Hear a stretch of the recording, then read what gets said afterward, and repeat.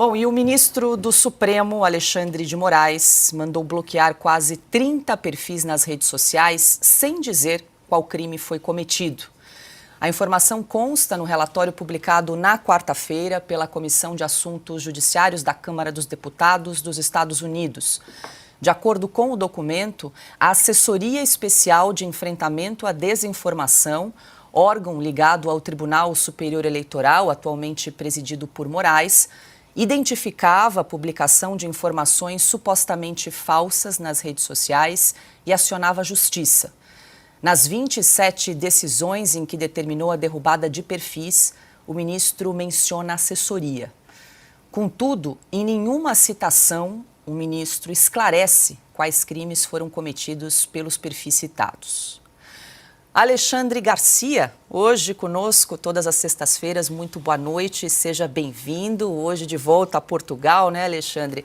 Bom, primeiro eu quero ouvi-lo sobre a divulgação desse relatório de 541 páginas aí que foi elaborado, divulgado por esse Comitê Judiciário da Câmara dos Deputados dos Estados Unidos. Ontem aqui no programa Oeste Sem Filtro fizemos quase um programa temático comentando a gravidade do teor desses documentos que foram revelados. E Alexandre, chama muito a atenção que nas decisões do ministro Moraes, que foram divulgadas, essas decisões sigilosas aí, decisões pedindo o banimento, né, a exclusão de conteúdos e de contas nas redes sociais, muitas delas foram executadas com base em pedidos de um órgão chefiado pelo próprio ministro Alexandre de Moraes, que é essa Assessoria Especial de Enfrentamento à Desinformação, esse órgão que aparece várias vezes ao longo desse documento aí de mais de 540 páginas. Boa noite.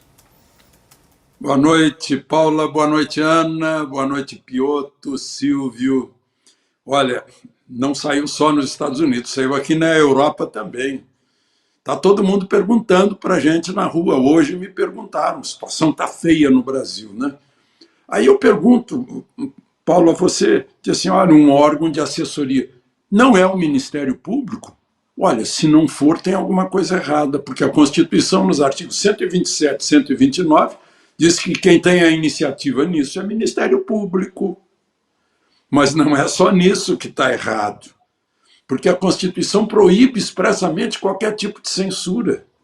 A Constituição chega a dizer que não pode ser feita nenhuma lei sequer que restrinja essa liberdade. Hoje eu me encontrei lá em Belém, aqui em Lisboa, lá perto do local onde Cabral saiu para descobrir o Brasil, do lado do Mosteiro dos Jerônimos, tem uma parede toda cheia de belos azulejos portugueses, e lá estão inscritos os direitos vigentes na Europa, as liberdades. E uma delas é essa, a liberdade de expressão. A liberdade... E aí vamos nos atualizar, né? Porque tem gente que está no passado ainda. A rede social é a nova voz da democracia. As pessoas hoje não têm apenas a sua própria voz, elas ganharam uma voz digital, ganharam um mundo. Esse é o direito de falar. Agora, não precisa tutelar a gente. A gente descobre um mentiroso na rede social, a rede social tem meios para isso. Em 1 minuto a gente descobre o mentiroso. E o mentiroso é exposto, né, na sua mentira. E aí nós nos protegemos assim, não precisamos de tutores para nos proteger. Então, está tudo errado nisso aí, né? Vamos voltar à Constituição, né? Que a Constituição é algo maravilhoso, porque, como já disse o ministro aposentado Marco Aurélio Mello, né?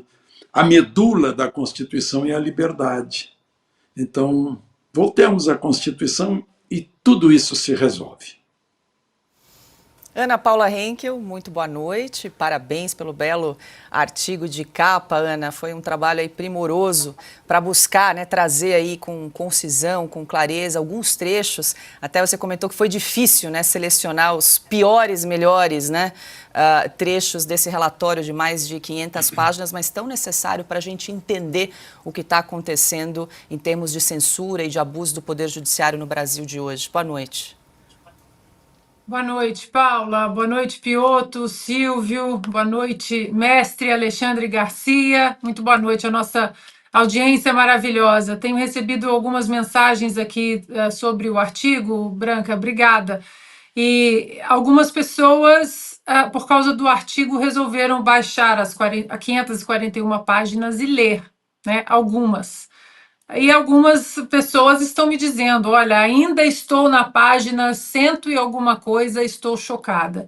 E o que eu tenho para dizer para essas pessoas é: continuem, porque só piora. É impressionante como essas 541 páginas é um manual kafkiano, poderia ser um livro escrito por George Orwell. Por isso que a nota ontem do Supremo Tribunal Federal, dizendo que os advogados têm acesso e que o que está no relatório são apenas decisões, que o conteúdo das decisões não está ali, isso não é verdade, porque ali mostra exatamente os tweets, as postagens, as respostas pelas quais os usuários tiveram suas contas derrubadas. Não foi nem o post, não foi nem uma mensagem específica. A conta como um todo dos usuários, as contas foram derrubadas. E isso é censura prévia, como o Alexandre muito bem colocou, está ali na nossa Constituição, está proibido. E é importante falarmos, Paula, dessa assessoria especial de enfrentamento à desinformação. Eu devia ter contado quantas vezes eu li isso nessas 541 páginas, porque foram dezenas, a assessoria especial de enfrentamento à desinformação. Isso é uma agência criada dentro de um órgão que já é anômalo, né, em qualquer democracia. Nós não precisamos de um tribunal superior eleitoral, né? Até a Gleisi Hoffmann disse isso recentemente, para analisar as nossas eleições. Então, é um sub-TSE dentro do TSE criado para legislar e também agora para deixar Alexandre de Moraes aí no poder, né, dentro do TSE, já que em 2026 o presidente do TSE é o Nunes Marques, com a vice-presidência com André Mendonça, mas Alexandre de Moraes vai achar uma maneira de continuar, né, a sua batida tirânica contra a lisura, contra o debate público. Eu não diria nem a lisura das eleições, mas o debate pela lisura das eleições e transparência. Então, Paula, eu recomendo muitíssimo que as pessoas gastem um tempinho esse final de semana, mergulhem ali em algumas páginas, e a história é muito, muito pior do que a gente imagina. E precisou de parlamentares de um outro país, os Estados Unidos, para levantar a bandeira contra a censura no Brasil. Que isso sirva de lição para os nossos parlamentares, que alguns ainda andam bem adormecidos. Silvio Navarro, hoje conosco pelo telão. Boa noite, Silvio, seja bem-vindo. A Ana citou aí essa nota, né, esse esclarecimento do Supremo Tribunal Federal, que nós, inclusive, comentamos bastante ontem aqui no programa. Eles disseram, aí, aspas, né, para o STF: todas as decisões tomadas pelo STF são fundamentadas, como prevê a Constituição, e as partes, as pessoas afetadas, tem acesso à fundamentação, fecha aspas, em resposta a esse relatório aí que foi divulgado. Silvio, o que a gente pode esperar aí de reação, de postura do STF daqui para frente? Essa nota foi uma nota aí protocolar, né, pro forma emitida aí pela instituição, mas será que a gente pode esperar daqui para frente da instituição STF, uma vez que o ministro Alexandre de Moraes aí, que integra a corte, está exposto, né? Como bem disse a Ana no artigo dela, o rei está nu, e você também já falou isso algumas vezes aqui no programa, né, Silvio? Boa noite. Boa noite, Paula, querida. Boa noite, Ana. Boa noite, Pioto. Parabéns, Pioto, pela estreia. Alexandre. Boa noite para quem fecha a semana com a gente. Paula, em primeiro lugar, eu gostaria de dizer que é muito importante para a gente, e eu fico muito feliz de ver o nome da Ana Paula Henkel na capa da Revista Oeste nesta semana, pelo que a Ana representa do Brasil fora do Brasil, pelo que o nome da Ana representa para a gente, para fora do Brasil, porque é disso que nós estamos falando.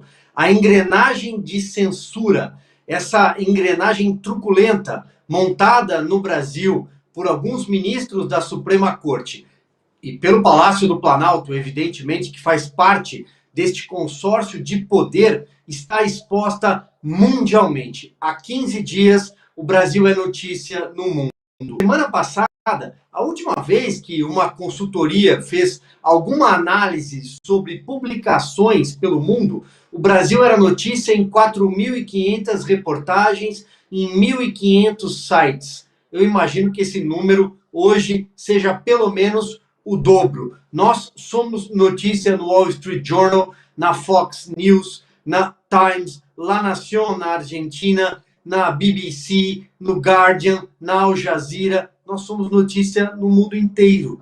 E, infelizmente, de uma forma ruim, porque o mundo está prestando atenção no que acontece no Brasil. Claro, grande parte de tudo isso, se não a maior parte, é obra de Elon Musk, que comanda a plataforma símbolo da liberdade no mundo e mostrou que no Brasil existe um censor chamado Alexandre de Moraes. É impossível responder a sua pergunta, Paula. Agora, hoje, é impossível. Qual vai ser a reação do Supremo? Não sabemos. O que a gente sabe é que o Brasil hoje, nesta sexta-feira, é muito diferente do Brasil há 15 dias. Alguma coisa aconteceu. Há uma crise nesse consórcio de governo, justamente por causa dessa exposição mundial. E também há algo acontecendo no Congresso Nacional. Eu imagino que vamos tratar disso ao longo deste programa, Paula. Mas finalizo dizendo o seguinte: a Ana foi muito feliz ao relembrar esse conto dinamarquês, O Rei Está Nu. E ainda bem que está. Adalberto Piotto, muito boa noite. Paula, boa noite. Silvio, boa noite. Ana Paula, Alexandre, seja bem-vindo uma vez mais. Eu vou frisar aqui um trecho, aliás, aqui na edição da Revista Oeste está no começo, mas está lá no meio do texto também. A Ana Paula Henkel faz menção ao seguinte, exatamente a frase, que o comitê americano, do Congresso americano, mostrou a gravidade e, obviamente, tudo que o Elon Musk tinha mostrado, mas, enfim, essas ações ilegais de Moraes, né, revelaram essa gravidade cometida contra nosso ordenamento jurídico e a normalidade institucional no Brasil. Essa anormalidade vem do que o Alexandre citou agora há pouco, inclusive. Ignorou-se a Procuradoria-Geral da República. Ao ignorar-se a Procuradoria-Geral da República em todos esses processos, ignorou-se a Constituição. Essa é a gravidade maior. Mas aí tem outra coisa. Nós temos uma série de afrontas a preceitos constitucionais nas decisões. Ou seja, começa errado, continua pior. Porque lá atrás, o próprio processo, né, o próprio inquérito, que na verdade foi aberto de ofício, dando uma extensão de julgamento à possibilidade do Supremo Tribunal se envolver nessa questão, que não estava previsto em lugar nenhum. O Supremo só pode julgar crimes cometidos dentro do próprio Supremo, não é o caso. O inquérito das fake news simplesmente, bom, como o ministro Marco Aurélio Mello, como já lembrou Alexandre aqui, é o inquérito do fim do mundo. Mas o que começou ruim, começou inconstitucional, foi piorando. Além de ignorar a PGR, depois se tomou uma série de medidas todas inconstitucionais, a começar de afrontar uma cláusula pétrea como a liberdade de expressão. E aí vem o Supremo nessa pretensão de tutelar, outro verbo que o Alexandre usou aqui, tutelar o cidadão brasileiro. Você acha que o cidadão brasileiro, que passou por tantas crises nesse país, não somente econômicas, mas políticas também, e chegamos até aqui, hoje nós somos uma potência que 1 bilhão de pessoas no mundo depende do Brasil. Esse é o maior soft power que alguém poderia ter. Eu estou falando de oferta de alimentos. Se você tirar do mundo o Brasil, a equação não fecha a conta, porque 1 bilhão passam fome no dia seguinte. Daí, óbvio que o brasileiro não precisa ser tutelado. Essa nação foi construída por brasileiros. Mas respondendo, por exemplo, a saída que o STF pode ter agora, que a Paula fez menção, se tem uma coisa boa nessa história é que a solução está dentro do Brasil. E ela é conhecida desde o dia 5 de outubro de 1988. Está tudo lá. Está na Constituição. Eu disse que a solução é fácil porque a Constituição já existe. Eu não estou dizendo que não seja dolorida, porque o Supremo vai ter que provavelmente fazer meia-culpa. Fará? Essa é a pergunta que, obviamente, todos se fazem. Mas que a solução existe, diferentemente de um país, por exemplo, que saiu, por exemplo, de um regime opressor e foi para outro regime opressor, ele não tem base do que seria uma democracia interna. Ele tem modelos fora. Nós temos base do que é uma democracia aqui dentro. Nós vivenciarmos essa democracia plena até 2019. Quando o Supremo começou a achar que poderia fazer parte da vida brasileira, que não aquela que a Constituição reserva para esta entidade absolutamente importante. Nós defendemos a instituição. O que não defendemos e criticamos de forma veemente são os seus arbítrios, os seus excessos, as suas inconstitucionalidades. Mas vamos lá, a solução está fácil, porque nós já a temos. Agora falta coragem. Coragem para o Supremo voltar ao quadrado constitucional que a ele foi reservado pela Constituição. Pois é, Piotr, porque é uma leitura de que o ministro Alexandre de Moraes possa tentar dar um verniz institucional para as decisões monocráticas que ele mesmo tomou, né, para tentar dar esse tom e trazer a discussão para a instituição e não para a pessoa dele, ministro Alexandre de Moraes. Difícil, porque boa parte das decisões foi monocrática. Aliás, contra o que o Supremo, aí neste caso ele pode ter alguma solidariedade, se rebelou contra uma decisão recente agora, né, do Senado da República, dizendo que a decisão monocrática não pode ser usada para afrontar uma decisão do Congresso ou do presidente da República. Mas está assinado, Alexandre de Moraes. Bom, se está assinado, ele tem que responder. Aliás, tinha coisa que estava assinada, ele teria pedido, segundo o depoimento de Elon Musk, para, não diga que fui eu, o que ainda é pior ainda, nunca vi sentença judicial ou decisão judicial apócrifa. Não existe um negócio desse. Alguém assinou e tem que ser responsabilizado por isso. Mas, de novo, a solução está na Constituição e ela é nossa.